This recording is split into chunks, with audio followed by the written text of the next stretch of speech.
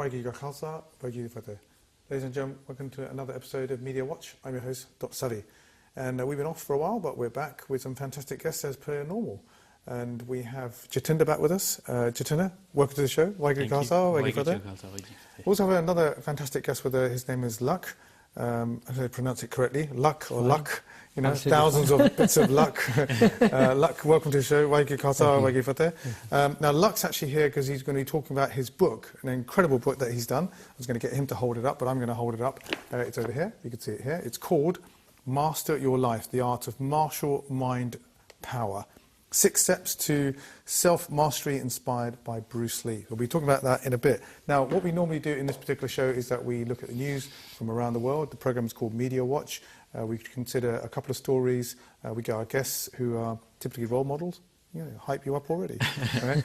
To talk about their views and what we can do to change the world and make it a better place, I think, but also to understand what's happening around the world to better inform our viewers.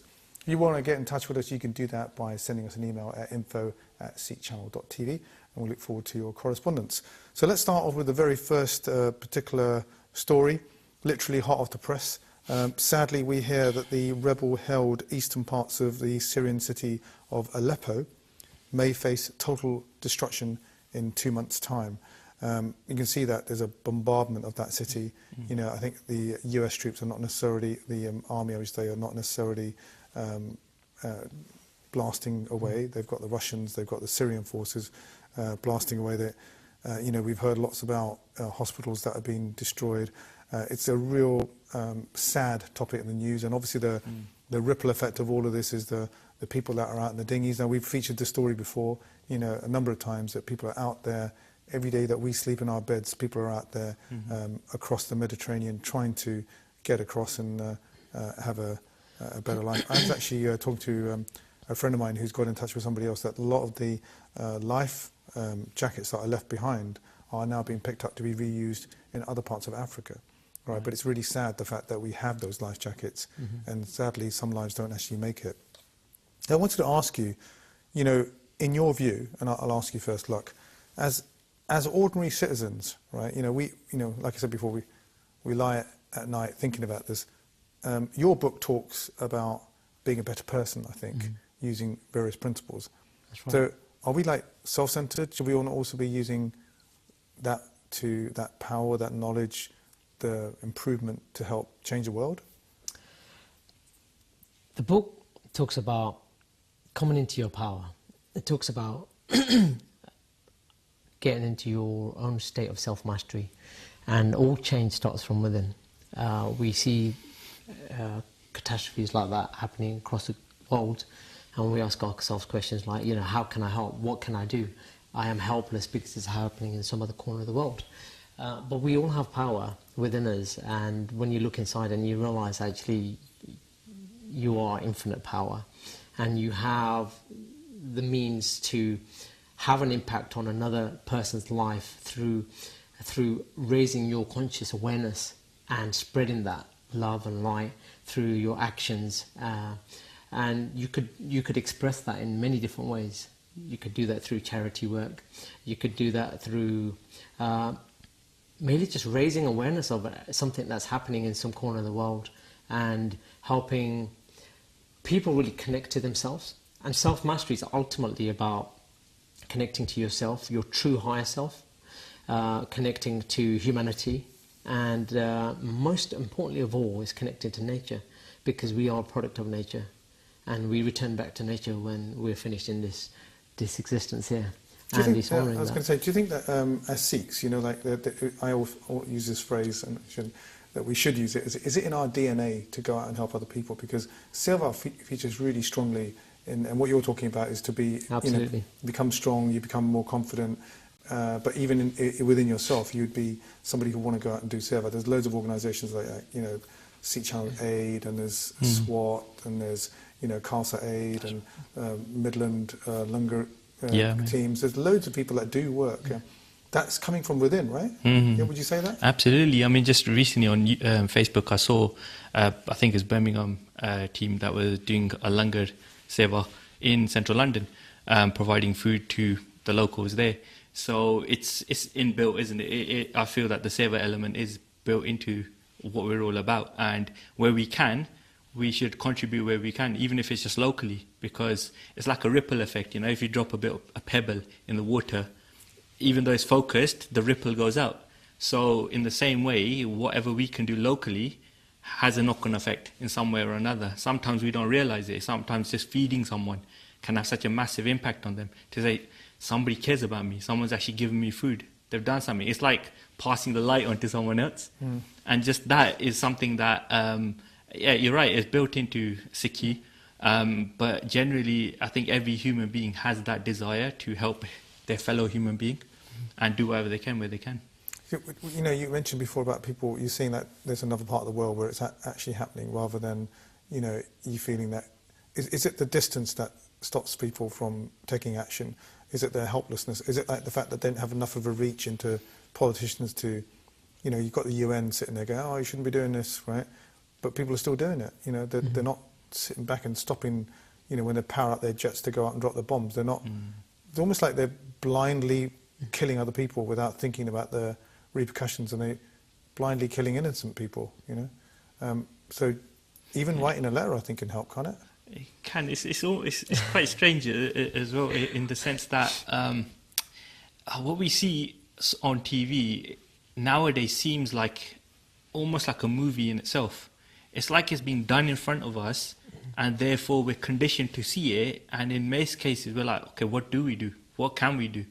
And I don't know if there's enough people actually thinking, right, let's make some sort of movement, let's do something about it, let's make a bit of noise to actually do something, right? What do you think on that? Where does the apathy, is what you're talking about is apathy, isn't it? Yeah. It's like, oh, well, it was too far away, or am I really going to make a difference if I do anything? The thought that one person doesn't make a difference. Do you need to have lots of people that make a difference? Well, I think to make a difference, it really comes down first and foremost to the individual. When the individual comes into their own power, takes responsibility for that, and one person does it, and then another person does it, and then you've got 10 people doing it, 100 people doing it, 1,000, 10,000, 100,000, a million, and so on. You start creating a wave, a collective consciousness, a collective movement. And this is where the power of the individual is really important. People don't realise that they give up their power when the moment they come up with an excuse that, oh, this is happening thousands of miles away. How can I possibly do anything? Maybe I can donate some money, and donate money, and 10% may make its way into donating a raft or to flood victims, or for a life vest, or whatever it might be. And the other 90% gets consumed in the administrative process, general rule of thumb around the charity space. As people start working collectively, I think that people are going to take responsibility for making that work, making that change happen themselves. I think what's interesting is that I know that also I was doing some work with a group of, it was known as the Interfaith Youth Trust, and it was basically created by a Jewish woman who wanted people from different religions to come together, mainly kids, to learn about each other's religion. And they ended up being stronger in terms of knowing about their own religion, because they were trying to explain it to somebody else. But they were maybe doing a project, but their differences disappeared. So when we get people together to work on charity work, they forget that, what religion they're from, because they're all working for a common good, aren't they? I mean, that reminds me of a story. It's like you have a room which is pitch black, and you've got 100 people in the room, and you can't see anything. You walk around, you're bumping into each other. As soon as one person puts up the light, creates light, creates fire, whatever, all of a sudden everybody can see something.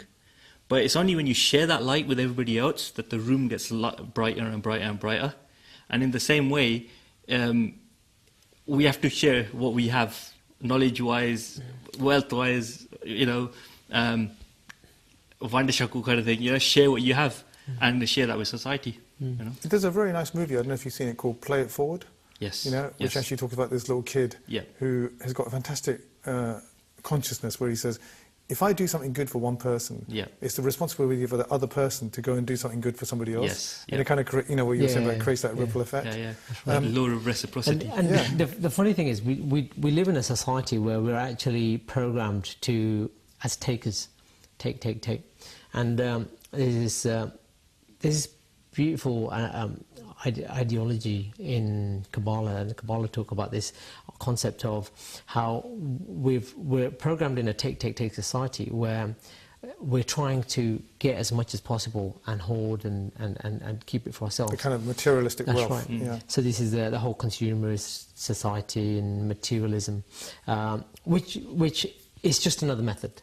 But then you've got this completely opposite model, which is one of, you could say, socialism, where it's about give, where if you've got a community of people and your whole objective is to give as much as you possibly can so you have no possessions, guess what happens? Everybody gives and it keeps coming back. You cannot give it away quickly enough because it keeps coming back. And really the whole premise behind that is actually giving is the new receiving.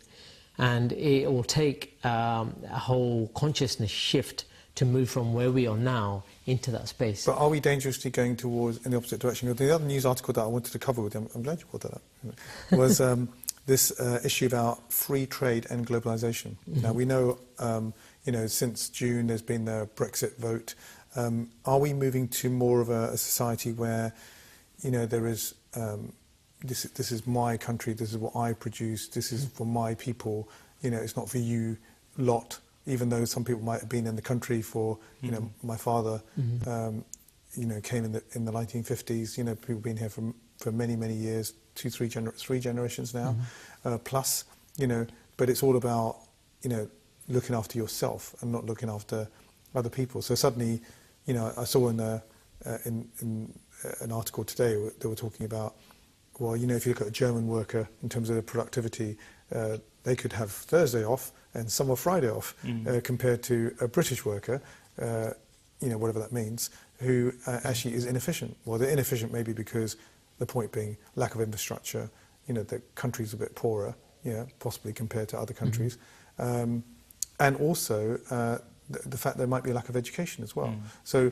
there's so many infrastructure issues that need to improve. Putting that aside, the protectionism that is beginning to creep in of globalization, the beauty of globalization about people. I always thought globalization was about, harmonization, that in one part of the world, certain parts of Africa are really poor. Should we not be doing more to help them in order to enrich their lives, in order to maybe even be more productive ourselves? We're productive in a harmonization flavor rather than be productive to say we made loads of money because we're a country that's making loads of money. It's an interesting question, but I think really I want to spin it a little bit and say, okay, so what outcome are we trying to achieve with whether we're trying to globalize or not globalize? And isn't that for us to live happily, to have all the resources we need to have comfortable lives, and to spend time with our families and loved ones and do the things that we love and love what we do? And if that's really the objective of our lives, then globalization is a bit of a side issue, in a way. Right. And if you look at globalization, that's the whole idea is supposed to be to enrich our lives.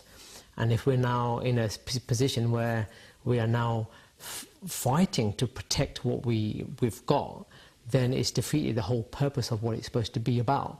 So I think we need to go back to the original hypothesis: is why did we start doing it in the first place? It was to improve opportunities, it was to improve our lifestyles, and others as well.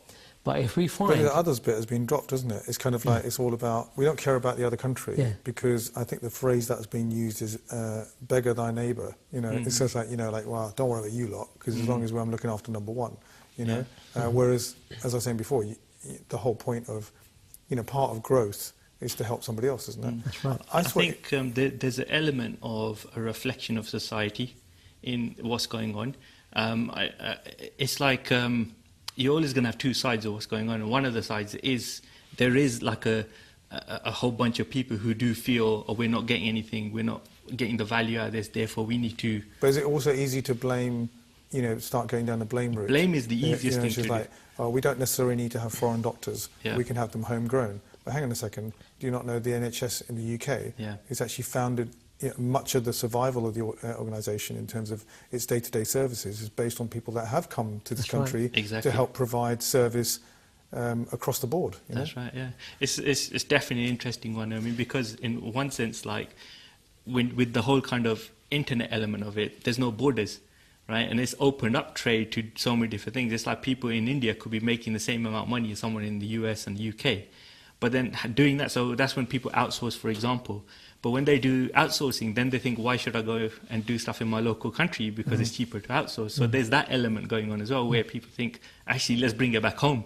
Let's bring the jobs in. That, they turn it on its head by people that are from India, like 100,000 graduates or whatever it is that come out of Hyderabad. Some of them are coming to the West to help give their skills and settle down and maybe bring their families here and bring that expertise. I mean, look at a number of people that are in IT, you know, who just so happen to come from the subcontinent, you know, who can write fantastic routines and write loads of good programs, you know.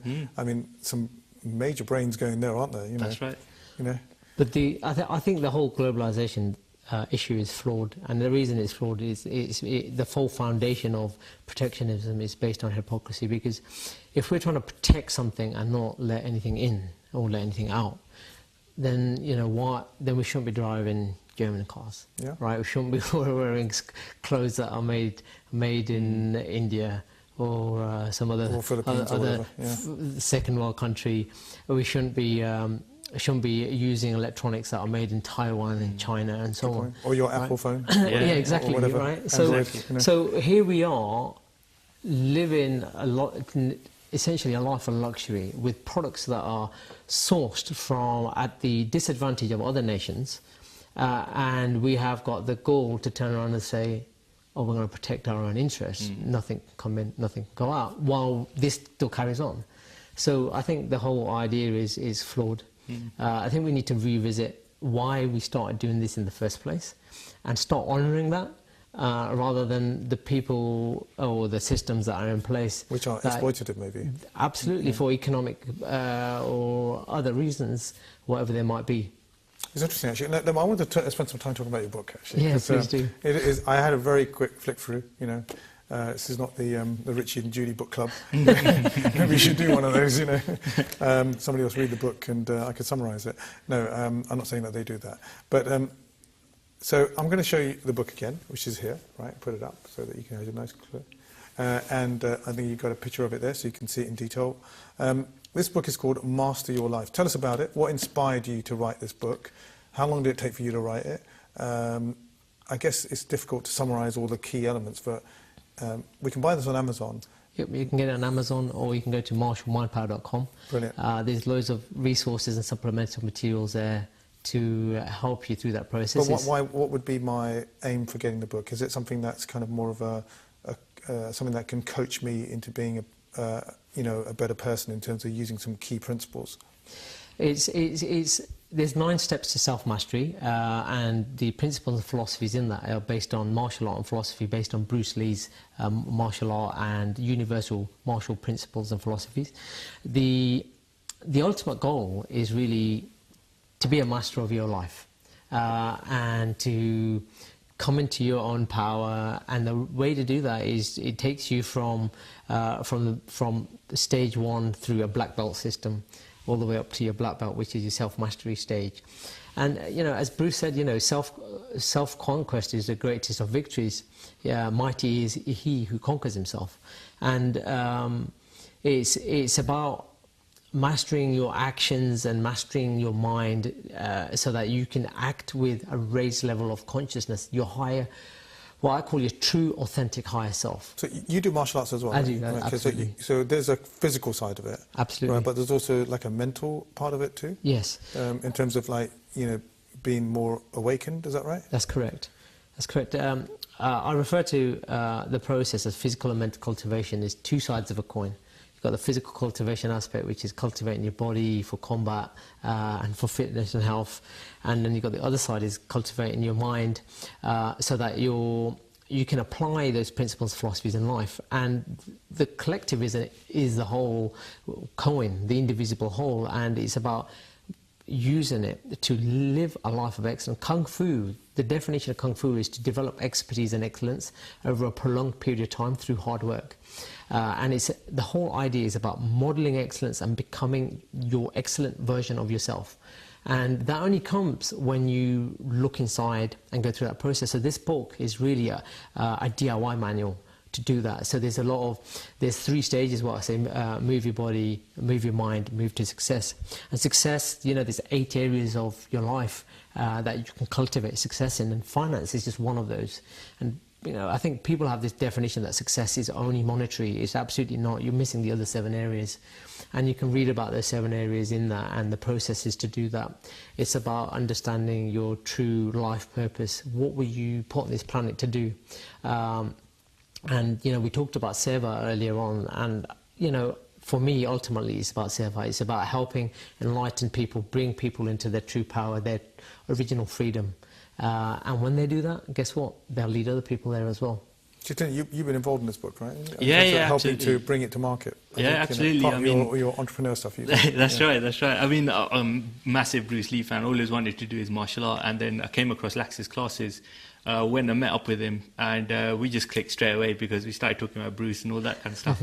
One of the things that Lak was also noticed was that, you know, back in the day they used to talk about mind, body and spirit.